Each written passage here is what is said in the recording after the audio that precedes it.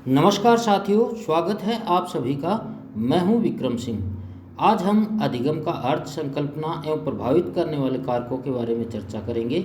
सबसे पहले हम जानेंगे अधिगम होता क्या है, फिर उसकी विशेषताओं के बारे में जानेंगे, फिर अधिगम के दृष्टिकोण क्या होते हैं, कौन से हैं, उनके बारे में जानेंगे। चलिए बिना देरी किए शुरू करते हैं। सबसे पहले मैं आपको अधिगम का अर्थ बता देता हूँ। अधिगम अनुभव, अभ्यास और पर्यावरणीय प्रभावों के कारण व्यक्ति के व्यवहार, ज्ञान और कौशल में होने वाला स्थायी परिवर्तन है। यह केवल विद्यालय शिक्षा तक सीमित नहीं है, बल्कि जीवन भर चलने वाली प्रक्रिया है। ये मान लीजिए आप एक बच्चा स्कूल में सीख के आता है, वो अधिगम नहीं है, लेकिन वो दिन भर सुबह उठता है, पेरेंट्स को देखता है, बच्चों के साथ खेलता है, दूसरे बच्चों के साथ खेलता है, आस पड़ोस का माहौल देखता है। जब वो स्कूल जाता है, स्कूल से वापस आता है, स्कूल के अंदर रहता है, जहाँ तक वो जब तक व्यक्ति जीवन जीता है तब तक वो कुछ ना कुछ नया सीखता रहता है, और वो सीखने की प्रक्रिया है, उसी को हम अधिगम कहते हैं। मतलब मेरा कहने का मतलब है कि अधिगम सतत प्रक्रिया है जो हमेशा चलता रहता है, कभी भी बंद नहीं होता है। यहाँ पर अधिगम और सीखने में दोनों में अंतर है। सीखना आप किसी स्पेशल चीज़ को सीखते हैं, लेकिन अधिगम का मतलब है आजीवन सीखना। चलिए अब अधिगम की विशेषताएं देखते हैं। अधिगम की विशेषताएं, पहली है अनुभव एवं अभ्यास पर आधारित है। अधिगम किसी भी व्यक्ति द्वारा अनुभवों से प्राप्त किया जाता है। दूसरा विशेषता होगा इसका, व्यवहार परिवर्तन करता है। अधिगम के कारण व्यक्ति के सोचने, समझने और कार्य करने के तरीके में परिवर्तन आता है। व्यवहार परिवर्तन करता है अर्थात जैसे जैसे व्यक्ति अपने अनुभव प्राप्त करता है, उसके अनुरूप वो व्यवहार करता है। यदि एक बच्चा क्लास में जाता है तो अध्यापक उसको होमवर्क नहीं करने पर डांटता है, तो वो दोबारा होमवर्क करके लाता है। तो इससे वो सीखता है बच्चा कि अगर मैं होमवर्क नहीं करूँगा तो अध्यापक मेरे को डांटेगा। तो ये हो गया व्यवहार में परिवर्तन। इसके बाद नेक्स्ट विशेषता आती है संज्ञानात्मक एवं सामाजिक प्रक्रिया। यह केवल मानसिक नहीं बल्कि सामाजिक और भावनात्मक विकास से भी जुड़ा होता है। इसमें इसका तात्पर्य ये है कि बच्चा खुद से विद्यालय में सीखता है या फिर वातावरण से सीखता है, वो अलग बात है, लेकिन संज्ञान से भी सीखता है बच्चा। अपने अनुभवों से जो प्राप्त करता है वो भी सीखता है। इसके साथ साथ वो समाज से भी सीखता है। बड़ों के पैर छूना है, नमस्कार बोलना है, जो हमारा कल्चरल एक्टिविटी जो होती हैं उनके बारे में सीखना भी अधिगम की प्रक्रिया है। चौथी विशेषता जीवन भर जारी रहता है। जैसा कि मैंने पहले बता दिया कि अधिगम सतत प्रक्रिया है। अधिगम केवल बचपन या विद्यालय तक सीमित नहीं है, बल्कि व्यक्ति पूरे जीवन सीखता रहता है। चलिए आगे जानते हैं इसके बारे में। अब जानते हैं अधिगम के दृष्टिकोण के बारे में। जैसा कि आपके चित्र में दिखाई दे रहा है, तो अधिगम का पहला दृष्टिकोण है व्यवहारवाद।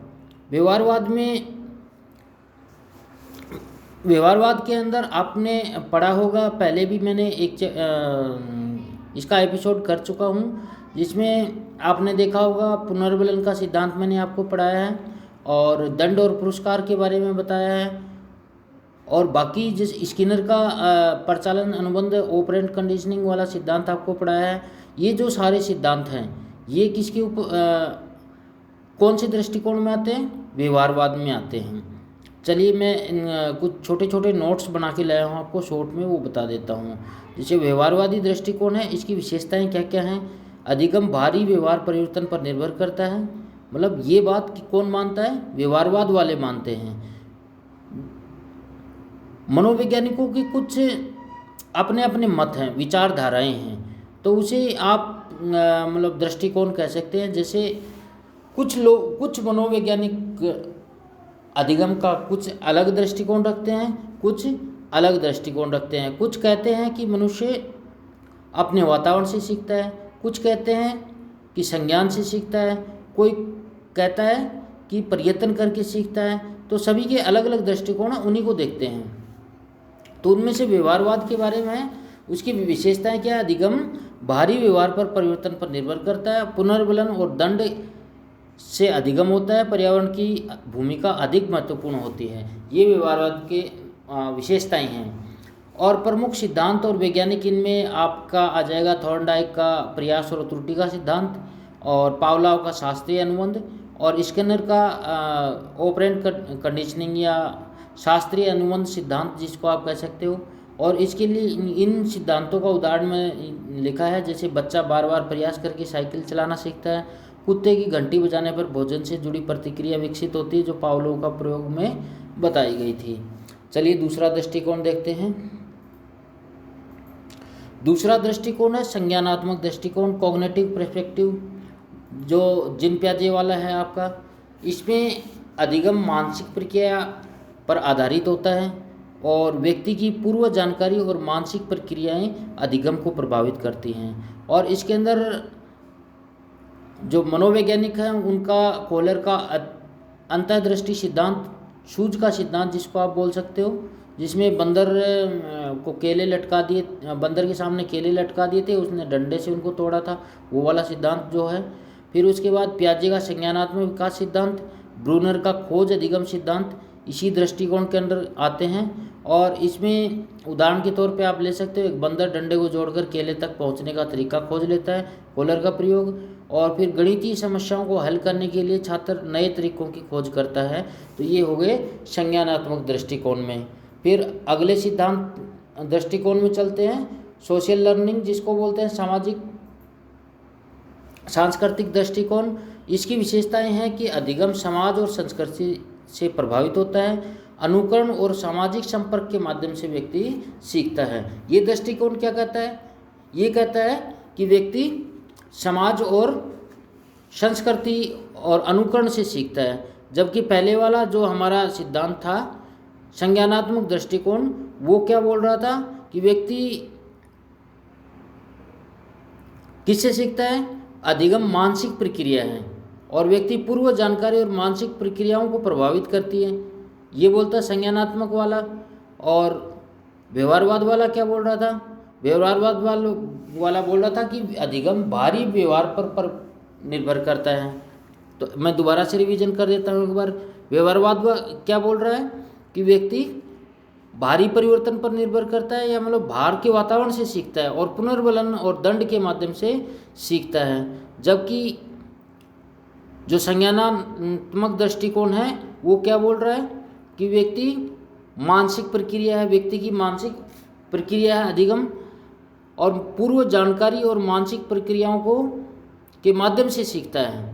फिर इसके बाद में जो सोशल लर्निंग वाला जो दृष्टिकोण है, सामाजिक सांस्कृतिक दृष्टिकोण, वो क्या बोलता है कि व्यक्ति अधिगम किससे करता है? समाज और संस्कृति से करता है और समाज में संपर्क के माध्यम से करता है।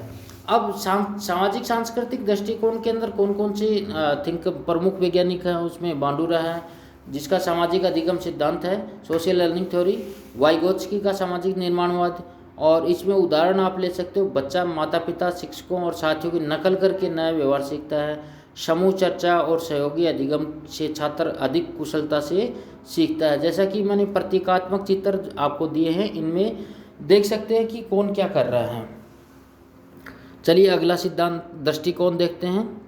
अगला दृष्टिकोण गेस्टाल्ट दृष्टिकोण है, जिसकी मुख्य विशेषताएं हैं अधिगम पूरी समस्या को समझकर होता है, न कि टुकड़ों टुकड़ों में। अभी तक जो सिद्धांत आए थे उन्होंने बताया था कि अधिगम जो है व्यक्ति थोड़ा थोड़ा करके अनुभवों से सीखता है, लेकिन गेस्टाल्ट दृष्टिकोण क्या कहता है कि ये पूरा एक साथ सीखता है, ना कि टुकड़ों टुकड़ों में सीखता है। इसमें मुख्य जो मनोवैज्ञानिक है वो कौन है? कोहलर का गेस्टाल्ट वाला सिद्धांत है, जिसमें व्यक्ति अचानक समाधान खोज लेता है। जैसे अंधेरे में स्विच के जगह याद आ जाती है हमको, जब अचानक लाइट चली जाती है या फिर स्विच ऑफ करके हम सो जाते हैं और अचानक आँख खुलती है तो हमें बल्ब की तरफ जाते हैं, तो हमारे को मतलब स्विच कहाँ पर है, कौन से रास्ते में कौन कौन सी चीज़ें आएंगी, वो सब चीज़ों के बारे में हमें आभास हो जाता है, तो अचानक से सीखता है। इसका कहने का मतलब ये हो गया। अगला है मानवतावादी दृष्टिकोण। ये अधिगम का जो लेटेस्ट दृष्टिकोण है वो है मानवतावादी दृष्टिकोण। इसकी विशेषताएं हैं, व्यक्ति की आत्म विकास और आत्म प्रेरणा देता है। व्यक्ति की आत्म विकास और आत्म प्रेरणा पर ध्यान देता है। अधिगम के लिए सकारात्मक माहौल, आंतरिक प्रेरणा आवश्यक होती है। ये कहता है कि सीखने के लिए व्यक्ति को प्रेरणा या प्रोत्साहन की आवश्यकता होती है। जैसे हम मतलब बच्चों को मोटिवेट करते हैं तो बच्चे सीखते हैं। तो इनका कहने का मतलब क्या है कि जो सीखने का अधिगम का जो मुख्य आधार है वो क्या है, अभिप्रेरणा है। और इसके प्रमुख इस सिद्धांत और वैज्ञानिक कौन कौन से हैं, इनमें मैस्लो का आवश्यकताओं का सिद्धांत है और रोजर्स का मानवतावादी अधिगम सिद्धांत है। और इसके उदाहरण हैं, छात्र तभी अच्छी तरह सीख सकते हैं जब उनकी भावनात्मक और सामाजिक आवश्यकताएं पूरी हों। इसका कहने का मतलब क्या है कि जब बच्चा खुश हो और उसकी सामाजिक आवश्यकताएं पूरी हों। एक प्रेरित कलाकार अपनी रचनात्मकता को विकसित करता है। प्रेरित कलाकार मतलब जो मोटिवेटेड है कलाकार, वो ही अपनी रचना मतलब अपनी कला को विकसित करता है। अब ये देखते हैं अधिगम को प्रभावित करने वाले कारक कौन कौन से हैं। तो अधिगम को प्रभावित करने वाले कारक में सबसे पहला तो व्यक्तिगत कारक है। और व्यक्तिगत कारक के अंदर सबसे पहले मैं बुद्धि को ले सकता हूँ। उच्च बुद्धि स्तर वाले व्यक्ति तेज़ी से सीखते हैं, ये तो आप भी जानते हैं। और फिर दूसरा कारक है पूर्व ज्ञान, जो पहले से अर्जित ज्ञान नया सीखने में मदद करता है। जैसे कि अगर किसी व्यक्ति को साइकिल चलाना आता है तो वो मोटरसाइकिल चलाना आसानी से सीख सकता है, तो उसमें सहायक हो गया पूर्व ज्ञान उसका सीखने में, तो वो आसानी से सीख सकता है। फिर आता है स्वास्थ्य, अच्छा स्वास्थ्य, शारीरिक स्वास्थ्य और मानसिक स्वास्थ्य अधिगम को सकारात्मक रूप से प्रभावित करता है। फिर उसके बाद में आ जाता है रुचि और अभिवृत्ति, जिसको इंटरेस्ट और एटीट्यूड आप लोग जो कहते हैं। उसमें जिस विषय में व्यक्ति की रुचि होती है उसे सीखना आसान होता है। जो अरुचिकर विषय होता है उसको आदमी सीख ही नहीं सकता है पहली बात तो, और सीख भी लेता है तो वो बहुत काफ़ी समय लग जाता है। और जिसका रुचिकर है, जिसमें आदमी मोटिवेटेड रहता है, जिसके लिए वो लालायित रहता है, जिसमें जिज्ञासा उत्पन्न होती है व्यक्ति की, तो वो विषय है वो जल्दी सीखा जा सकता है। जिसमें हमारी जिज्ञासा होती है कि हम मान लो कि हम आसमान में देख रहे हैं रात के समय, तो तारे दिखाई दे रहे हैं, तो हम कभी कभार सोचते हैं कि तारों के अंदर है क्या। तो अगर उससे उसी समय हमारे कोई मैटर दिया जाए या फिर हमारे को देखने के लिए मिले वहाँ पर कुछ भी टेलीस्कोप मिल जाए, तो हम जिज्ञासा प्रवृत्ति से उनको ज़्यादा गहराई से देखेंगे। ना कि जिस व्यक्ति को रुचि ही नहीं है वो उसको देखेगा ही नहीं तो सीखेगा भी नहीं। इसलिए रुचि और अभिवृत्ति भी अधिगम को प्रभावित करते हैं। फिर दूसरा कारक है मोटिवेशनल फैक्टर्स, जिसको आप प्रेरक कारक कह सकते हो। इसमें दो आ जाते हैं। आंतरिक प्रेरणा, जब व्यक्ति खुद सीखने के लिए प्रेरित होता है तो अधिगम अधिक प्रभावी होता है। तो अगर आदमी खुद से सीखने के लिए लालायित रहता है तो वो जल्दी सीख जाता है। और दूसरा है बाहरी प्रेरणा, जिसमें पुरस्कार, प्रशंसा, अंक जैसी बाहरी प्रेरणाएं भी अधिगम को प्रभावित करती हैं। जैसे अगर एक दुकानदार अपनी दुकान चला रहा है, अगर उसको आमदनी हो रही है तो उसको प्रेरणा मिल रही है, पुरस्कार मिल रही है, प्रशंसा मिल रही है, फिर अंक मान लो उसके तो वो अधिक अच्छे से व्यापार करेगा। और अगर उसको इनकम हो ही नहीं रही है तो वो डीमोटिवेटेड हो जाएगा। तो वो भी मतलब एक एग्जाम्पल के तौर पे हो गया कि जो अधिगम को प्रभावित कर रहा है उसको अच्छे से पता चल जाएगा कि व्यापार कैसे किया जा सकता है, क्या उनमें होना चाहिए, क्या नहीं होना चाहिए। फिर इसके बाद आ जाते हैं पर्यावरणीय कारक तीसरा, जिसमें पर्यावरणीय कारक में पहला है शिक्षण विधियाँ। जो शिक्षण पद्धतियाँ अधिगम को अधिक सुगम बना देती हैं। जो सीखने का या सिखाने का जो तरीका है वो अगर अच्छा हो तो अधिगम करना भी सुगम हो जाता है। फिर शिक्षा का वातावरण होना चाहिए, शांत, सकारात्मक और सहयोगी वातावरण में अधिगम बेहतर होता है। सहपाठी एवं सामाजिक सहयोग, समूह अधिगम भी महत्वपूर्ण भूमिका निभाता है। फिर उसके बाद में अगला बिंदु है अभ्यास और पुनरावृत्ति। नियमित अभ्यास और पुनरावृत्ति से भी अधिगम मजबूत होता है। और इसके अंदर आ जाते हैं सकारात्मक पुनर्बलन, जैसे प्रशंसा और पुरस्कार अधिगम को प्रेरित करते हैं। और नकारात्मक पुनर्बलन भी कभी कभी प्रभावी हो सकता है, जैसे गलत उत्तर देने पर सुधारात्मक प्रतिक्रिया मिलना भी अधिगम को प्रभावित करता है। अब जानते हैं अधिगम के प्रकार। अधिगम कितने प्रकार का होता है? अधिगम 4 प्रकार का होता है। पहला है अनुकूली अधिगम, अडॉप्टिव लर्निंग, जिसमें व्यक्ति अपने व्यवहार को अनुभव और परिस्थितियों के अनुसार बदलता है। दूसरा है कॉग्निटिव लर्निंग, संज्ञानात्मक अधिगम, व्यक्ति सोचकर, विश्लेषण करके और समझकर सीखता है। तीसरा है मूल्यपरक अधिगम, अफेक्टिव लर्निंग, व्यक्ति नैतिकता, मूल्यों और भावनात्मक प्रतिक्रियाओं को सीखता है। और चौथा आ जाता है मोटर लर्निंग, मोटर अधिगम, जो शारीरिक कौशल जैसे साइकिल चलाना, तैरना, इन श्रेणी में आ जाते हैं। तो इस प्रकार 4 प्रकार के अधिगम होते हैं। अब अधिगम के चरण कौन कौन से होते हैं उनके बारे में थोड़ा जान लेते हैं। अधिगम का पहला चरण है मोटिवेशन, प्रेरणा। अगर मैं आपको मोटिवेशन दूं कि आप इस बार अध्यापक में 100% सफलता लेके आओगे, और ये बात सच भी है कि आप लोग अगर हमारे साथ जुड़े रहे, इसी तरह से अगर साथ साथ पढ़ते रहे, हर टॉपिक को बड़ा ध्यान से पढ़े, एक बार समझ में नहीं आया तो 2 बार वीडियो देखो, 3 बार देखो, और अगर फिर भी समझ में नहीं आ रहा तो हमें कमेंट करके बताओ कि सर ये टॉपिक समझ में नहीं आया, दोबारा से समझाओ, तो हम दोबारा से समझा देंगे। हम आपसे कोई फीस नहीं ले रहे हैं। ये आपके लिए एक मदद, मान लो कि हम उस स्टेज तक पहुंच गए, आप पीछे रह गए हैं, तो हम आपको मदद दे रहे हैं। ये मान लो कि हम आपको हाथ दे रहे हैं कि आप आइए हमारे साथ शिक्षा विभाग में जुड़ जाइए।